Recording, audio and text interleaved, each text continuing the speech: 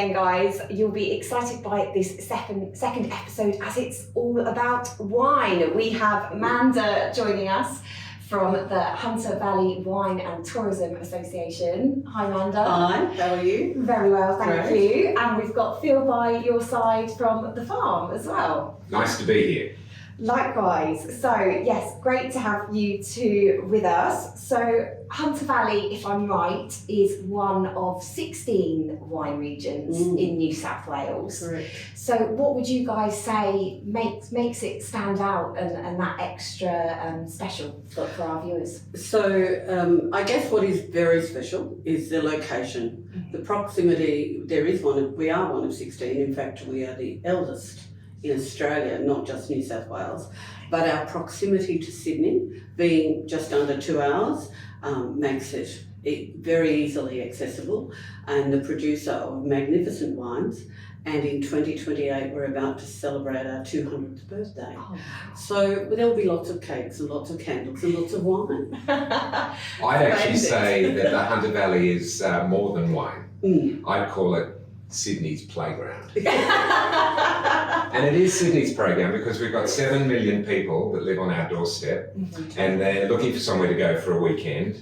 So we're not like the other wine regions of Australia. We are unique because there is so much to do in one place. Incredible. And you've actually perfectly led on to my second question there, Phil, which is, yes, Hunter Valley isn't just about wine. So what other tourism experiences would you two recommend for our viewers? Well, I would have to say you've got to visit my farm. Yes. So, I mean, really. And we have, at our place, we've got segways and horse riding. We do cooking schools, candy making classes. We've got beer, we've got the wine experiences. So there's a lot to do at our place, but obviously in the Hunter Valley, there's a hell of a lot more too. We've got the Hunter Valley Gardens, which is the largest gardens in the Southern Hemisphere.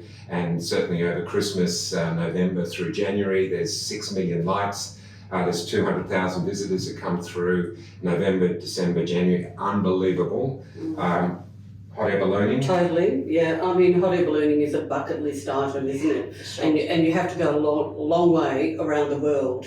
And in fact, we're very fortunate to have beautiful services, many of them accessible, so wheelchair capable as well, which is really special. Yeah. And of course, every day, even if you're a little bit altitude weary, you can just open your windows and there are the balloons. So it is very special. And you can't do ballooning in Sydney. No. So we are the only place to come to.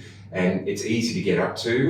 You can take the wine train up, so stay the night, do the ballooning early in the morning because it goes off at sort of 5-ish in the morning. Yes. But also you've got cheese and chocolate factories, there's 4 championship golf courses, Wow. there's cycling, electric bikes going around, so there's a lot to do in Hunter Valley Wine Country. We need more than 5 minutes for Hunter Valley. That's You right.